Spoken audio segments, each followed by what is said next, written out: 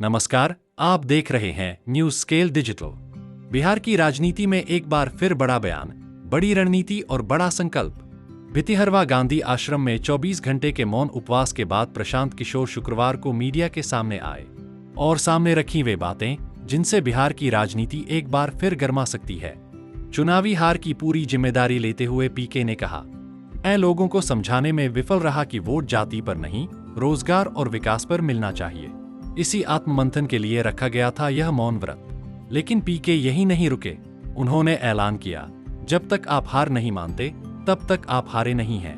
और इसी के साथ शुरू हुआ एक नया संकल्प। 15 जनवरी से पूरे बिहार के हर वार्ड में चलाया जाएगा बिहार नवनिर्माण संकल्प अभियान। प्रशांत किशोर ने अपनी पूरी संपत्ति जन सुराज पार्टी को दान करने का भी बड़ा फैसला सुनाया। सरकार और मंत्रियों पर भ्रष्टाचार के गंभीर आरोप लगाते हुए पीके ने कहा, बिहार के पिछड़ेपन की असली वजह यही है। गांधी आश्रम से मिली नई ऊर्जा, नया संकल्प और नई रणनीति। कहानी अभी खत्म नहीं हुई, अभी बहुत कुछ बाकी है। आगे सुनिए और क्या कहा प्रशांत किशोर ने। बहुत बहुत धन्यवाद आप सभी साथियों का, जो लोग इस एक दिन के मौन उपवास में मेरे साथ बैठे, पूरे बिहार से अपना समय संसाधन लगाकर यहाँ पर आए हैं। मैं उनका दिल से धन्यवाद कर रहा हूँ। आप सभी मीडिया के साथियों का भी यहाँ पर धन्यवाद कि आप इस सुदूर पश्चिम चंपारण के सुदूर भितिहरवा गांव में गांधी आश्रम पर आप सब जुटे हैं। 2-3 बातें। पिछले 6-7 दिन बहुत कठिन समय रहा है।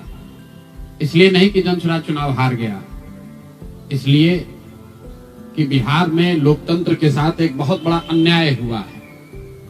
और जन सुराज की सोच से जुड़े हुए लोग, जन सुराज को मानने वाले लोग, जन सुराज परिवार के सदस्यों के लिए गांधी जी का भितिहरवा स्थित ये आश्रम हमेशा से प्रेरणा का स्रोत रहा है।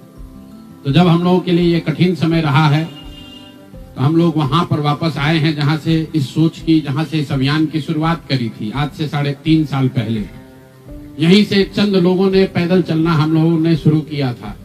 देखते देखते 2-2.5 बरस में जन सुराज लाखों लोगों का परिवार बन गया। लाखों लोग इस सोच से जुड़े।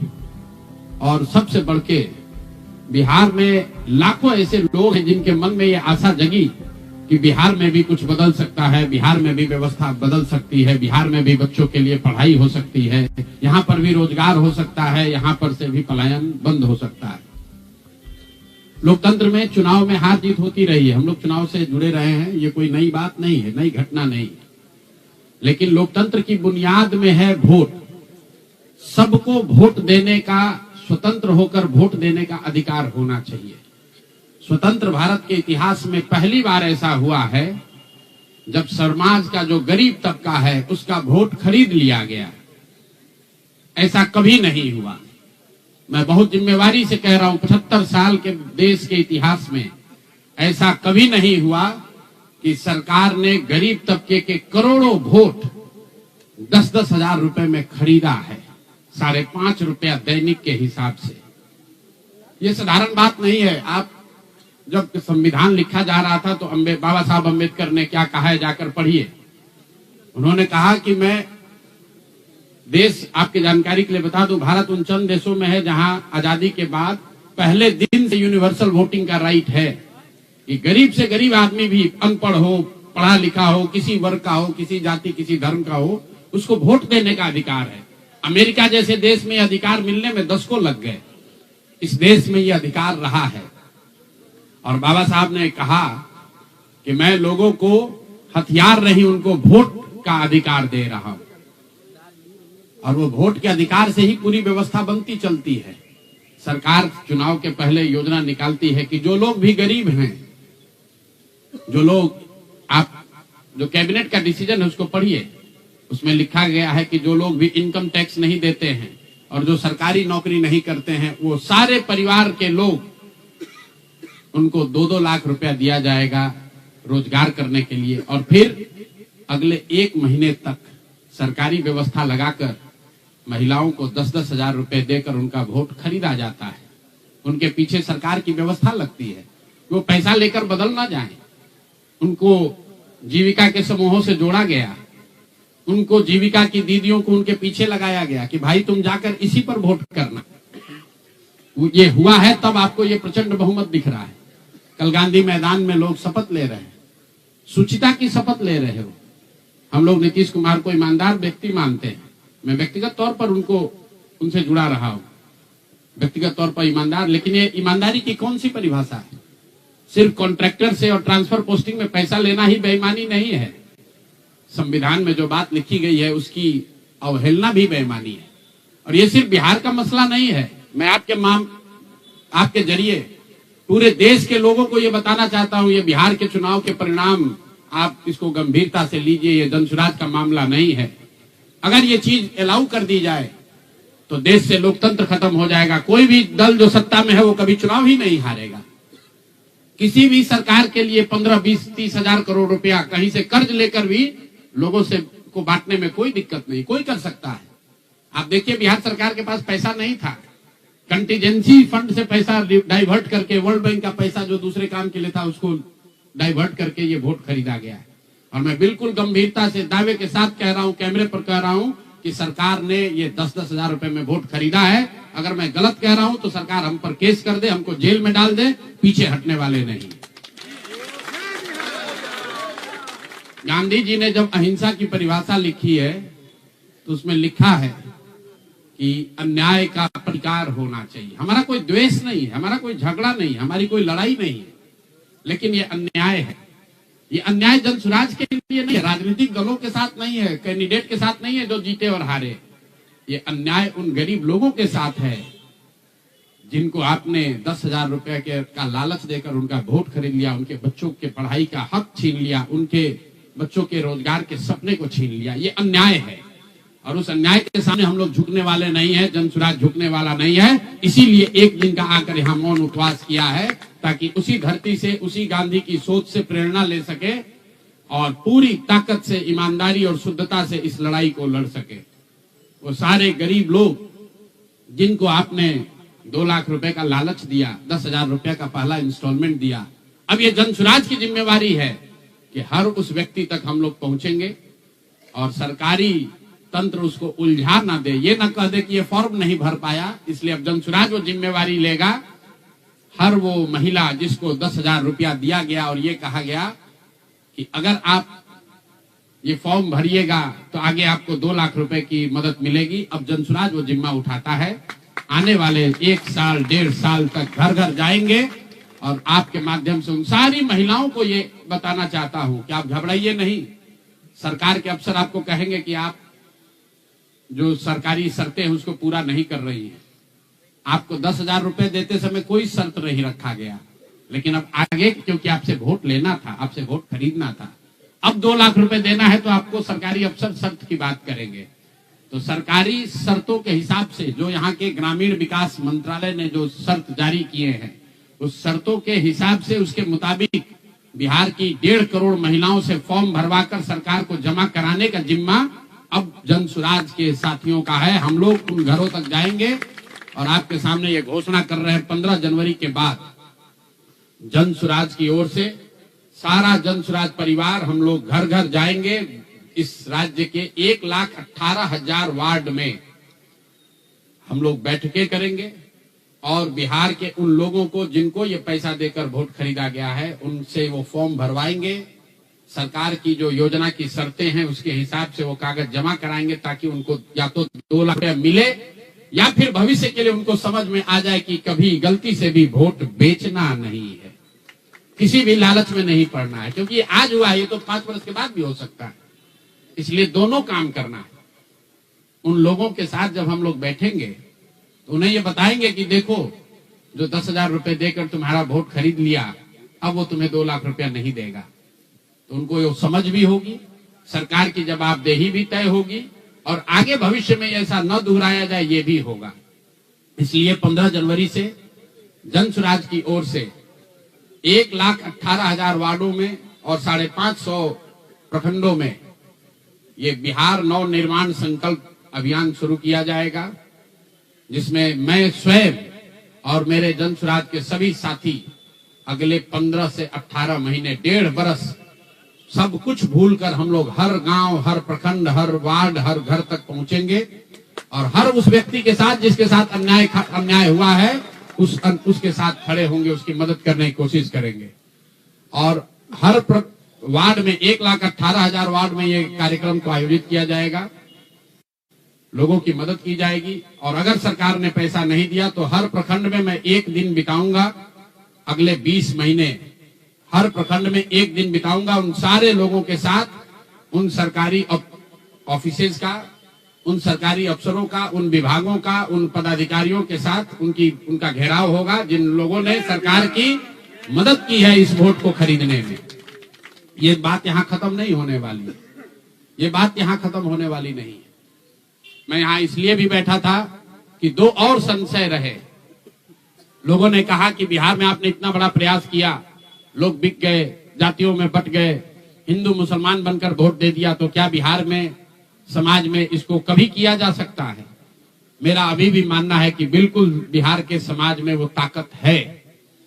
वर्षों की लगी काई है, संभव है हम लोग को थोड़ा और मेहनत करना पड़ेगा। तो बिल्कुल जन सुराज परिवार की ओर से, मैं व्यक्तिगत तौर पर और जन सुराज परिवार की ओर से मैं आपको फिर से आश्वस्त कर रहा हूं कि हम लोग एक कदम भी पीछे नहीं हटने वाले हैं, फिर से वापस जाएंगे, एक एक व्यक्ति को समझाएंगे, क्योंकि जन सुराज की मूल सोच ये है कि जब तक समाज में लोग नहीं सुधरेंगे तब तक सिर्फ दलों से और सरकार से, सत्ता से यहाँ की व्यवस्था को नहीं बदला जा सकता है। तो समाज को सुधारने का ये पूरा अभियान 15 जनवरी से हम लोग शुरू करेंगे। अभी से लेकर 15 जनवरी तक जन सुराज के संगठन को फिर से पुनर्गठित किया जाएगा और 15 जनवरी से करीब करीब 1.5 बरस लगातार बिहार के 1,18,000 वार्ड में और करीब 5,500 नगर और प्रखंडों के हेडक्वार्टर पर मैं खुद जाऊंगा, एक दिन पूरा बिताऊंगा और लोगों को के साथ जो अन्याय हुआ है, लोग उनके साथ कैसे अन्याय कर पाए, क्यों अन्याय कर पाए, इस बात को फिर से समझाने सिखाने का प्रयास किया जाएगा। एक और सवाल जो लोगों को के मन में रहा है कि 3 साल तो आपने ये प्रयास कर लिया, आगे के प्रयास करने के लिए संसाधन, पैसा कहां से आएगा? एक बड़ी चिंता की वजह रही है। कई लोगों को लग रहा है कि प्रशांत किशोर आए थे पैसा वैसा लेकर, अब तो 3 बरस हो गया, पैसा कितना दिन चलाएंगे, भाग जाएंगे छोड़कर। तो मैं आपको बता रहा हूं, आपके सामने, बिहार की जनता के सामने कमिट कर रहा हूं, आने वाले 5 साल तक मैंने ये भी संकल्प लिया है, जो कुछ भी मैं कमाऊंगा अगले 5 साल में, उसका 90%, कम से कम 90% जन सुराज के इस अभियान के लिए डोनेट कर रहे हैं। यही नहीं, पिछले 20 बरस में मैंने अपने द्वारा अर्जित की गई जो भी मेरी चल अचल संपत्ति है, मैंने अपने परिवार के लिए दिल्ली में एक घर को छोड़कर बाकी सारी संपत्ति को जन सुराज के इस अभियान के लिए डोनेट कर रहा हूं। कोई भी चाहे पैसे की वजह से बिहार की गरीब जनता का जो ये आशा है, ये रुकने नहीं दूंगा, चाहे इसके लिए जो कुछ भी करना पड़े, पैसे की वजह से ये अभियान रुकने वाला नहीं है।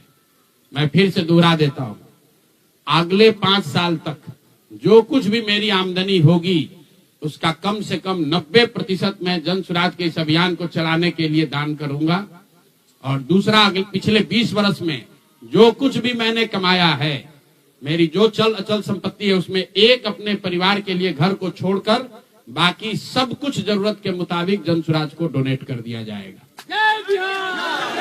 इसके साथ ही मैं आपसे ये भी, आपके जरिए बिहार की जनता से, जन सुराज से जुड़े हुए लोगों को ये आह्वान करना चाहता हूं, आप भी संकल्प लीजिए।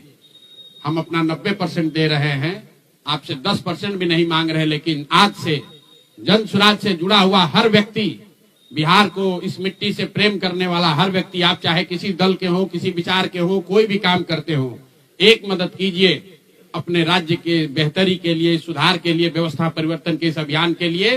कम से कम 1,000 रुपया जरूर आप डोनेट कीजिए, 1,000 रुपया जन सुराज को जरूर दीजिए। अगर आप बहुत गरीब हैं, आपके पास 1,000 रुपया नहीं है, तो समाज से चंदा करके दीजिए। लेकिन अगर आप जन सुराज में जुड़े हैं, जन सुराज के इस प्रयास की सराहना करते हैं, तो सिर्फ YouTube पर कमेंट करने से नहीं होगा, सिर्फ धक्का करके मेरे से मिलने से नहीं होगा कि भैया हम हमारे साथ, आपके साथ हैं।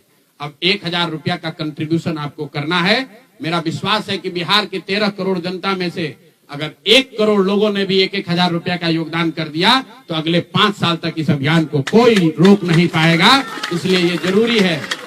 और साथ ही अब आगे से मेरे से मिलने वाले लोग, मैं अब उस किसी व्यक्ति से नहीं मिलूंगा जो जन स्वराज के इस अभियान में कम से कम 1000 रुपया का जिसने योगदान न किया हो। उस किसी व्यक्ति से बात विचार नहीं करूंगा जो जन स्वराज के इस अभियान में टेंजेबल तौर पर कंधा न लगाए, क्योंकि जैसा मैंने कहा है, सलाह का समय खत्म हुआ। 3.5 साल हम लोगों ने सलाह दिया है। हर आदमी अच्छा बात करता है और फिर जाकर वही गलती दोहराता है। तो सुधार का अब दूसरा चरण है। सलाह का समय खत्म हुआ, संघर्ष का समय शुरू हो रहा है। अगर आपको लगता है कि जन स्वराज बेहतर है, जन स्वराज की सोच बेहतर है, ये बिहार के बेहतरी के लिए है, बिहार के बच्चों के पढ़ाई रोजगार के लिए है, पलायन बंद करने के लिए है, तो मेरे भाई आप भी कुछ योगदान दीजिए, कुछ समय निकालिए, कुछ संसाधन बिहार के इस व्यवस्था के सुधार के लिए लगाइए। इसी के लिए हम लोग यहाँ आज बैठे थे। आज 1 दिन का ये कार्यक्रम खत्म हुआ। आगे अब अगले 1.5 से 2 महीनों में हम लोग पूरी तरीके से जन स्वराज के संगठन को पुनर्गठित करेंगे।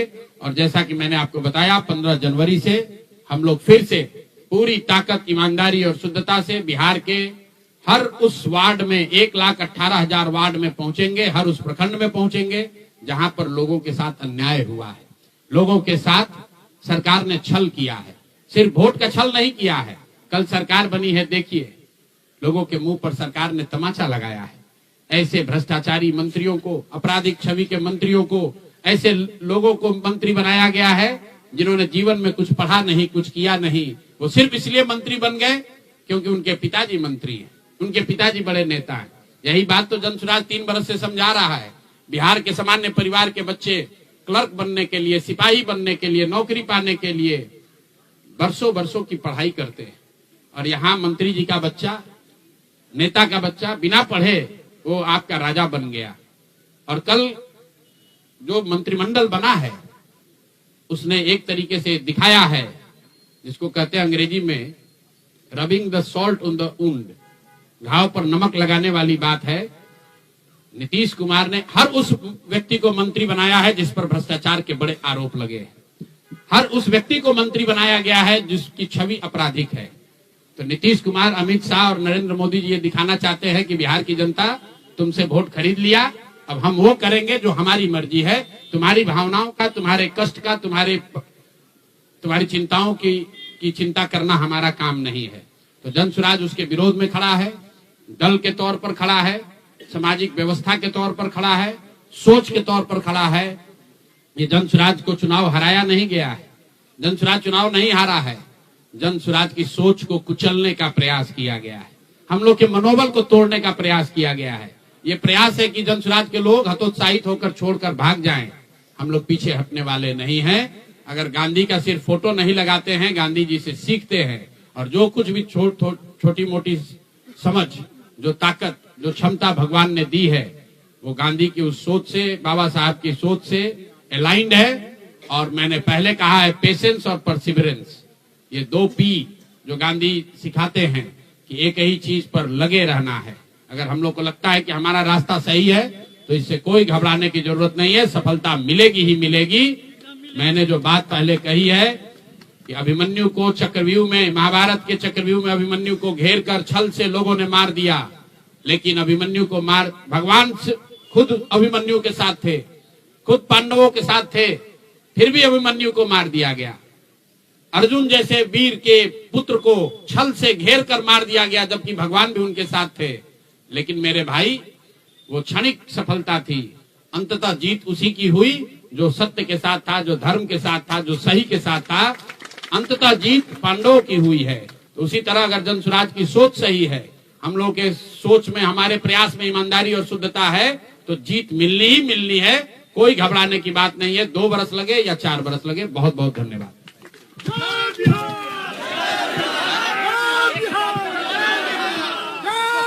नहीं, 1,000 रुपया साल में, 1,000 रुपया कम से कम। अगर आप में क्षमता है आप ज्यादा भी दे सकते हैं, लेकिन कम से कम 1,000 रुपया बिहार की इस मिट्टी से अगर आपको प्यार है तो कम से कम 1,000 रुपया आप जन स्वराज के इस अभियान को चलाने के लिए जरूर दीजिए। अगर खुद नहीं दे सकते हैं तो समाज से चंदा करके दीजिए, लेकिन दीजिए।